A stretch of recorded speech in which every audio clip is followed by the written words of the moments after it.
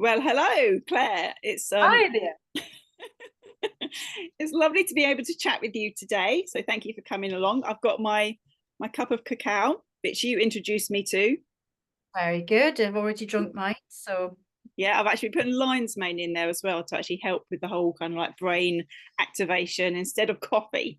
So that's funny. I've been doing exactly the same. Reishi and lion's mane, yeah, and lion's mane. Yeah, yeah. coconut sugar, and yeah, it gives me an amazing boost throughout the whole day. And that's a great actual thing because that's what we're going to be talking about today is boosting our brain or changing the neural pathways in our brain. So you do, amongst many things, somatic yoga.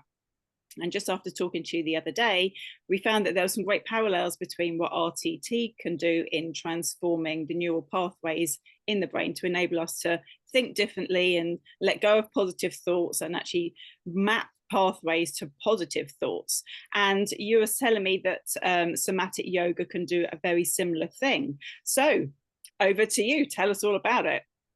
Okay, so yeah, somatic yoga has a tradition that's come from the theory of somatics from, I think it was in California, maybe 30, 40 years ago. And research has shown that when you move the body in very slow and mindful, graceful movements, you're actually helping to remap the brain. So what can happen when we go through life, we get traumatized, we get stiff, we have emotional trauma, we have physical trauma. The muscles can actually get something called sensory motor amnesia, where they forget how to connect to the brain, and the brain forgets how to connect to them. So we try to stretch out a muscle and it just doesn't want to relax. So with somatic yoga, which is based on very slow movements, you're literally reprogramming your sensory motor cortex in your brain to work out how to make the movement. It's like you're relearning, like how a baby learns to walk. You are relearning how to move. And research has shown that neurons are actually regrown in that process. So somatic yoga is fantastic for people that have got long-term chronic pain and stiffness. It's fantastic for those people of older age that may be struggling um, to move flexibly.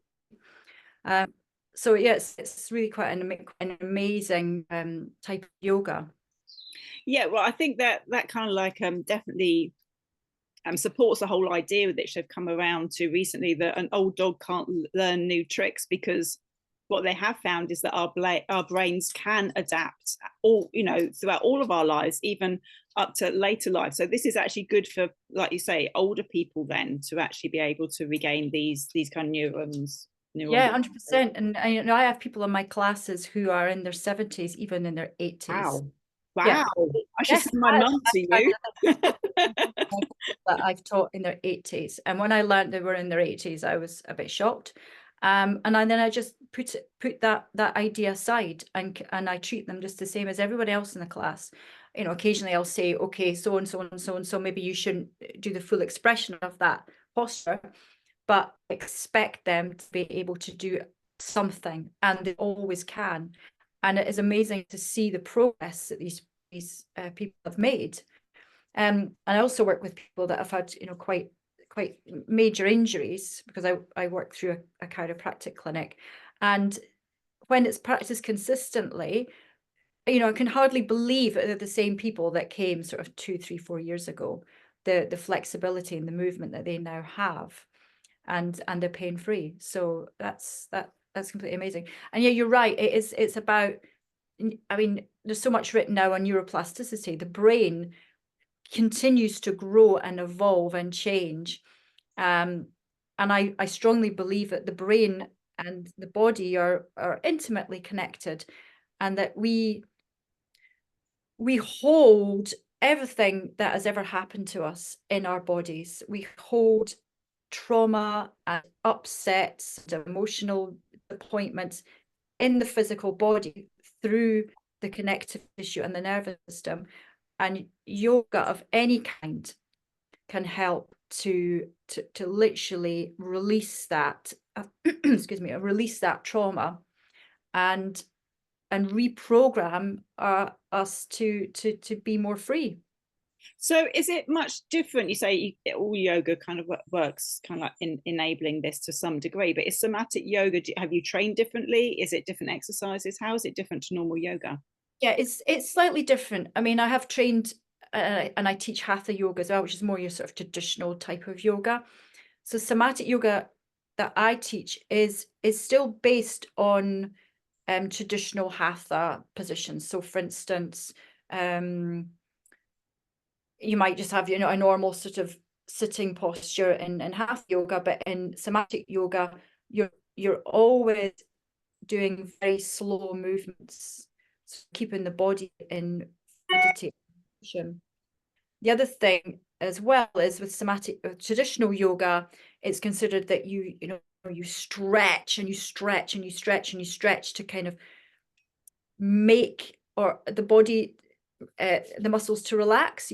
This long stretches, but somatic yoga, there's a rule: you don't stretch a muscle for more than 7 seconds before you relax out of it again. So it becomes more of a stretch and then relax, stretch, right. Okay. relax, stretch, and then relax. And when you do that, you find that you are then able to do the stretch, because the muscles, if they've got sensory motor amnesia, the muscles will go into what's called stretch reflex. So you stretch them and then they go, oh, I don't think so. And then they'll tense up again. So with yoga, you're just saying, right, come on, just right, gentle encouragement to open up and stretch. And I know from my own practice that, and I've been practicing sort of normal yoga since I was in my 20s, so 30 years pretty much. But now I do the somatic yoga. My normal yoga is so much better. I'm able to get into postures much more easily now because I practice somatic yoga as well. Oh, right. Well, I think maybe I should try that. So I think that's a brilliant kind of like overview of this. And so where can people find you? Where can they find out more information about your classes or what you do? Do you work online? Yeah, I do work online. Might be good to put the link in the show notes. I can put that in the notes. Yeah, I have I mostly work in person, but I do have an online class as well on a Wednesday at 6:15. So maybe put the link in the show notes for that. And I do work one-on-one as well. So if people want to consult with me, then Excellent. And I know you do a whole range of other things as well, which we'll be talking about on other occasions. So we'll put your website down there as well if it's up and running yet. Is it? It's in progress. They're always in progress. Mine's in progress. I'm so ridiculously fussy when it comes to how things look, and I fiddle with this and I fiddle with that and I move that. But it's present. It's out there. Yeah.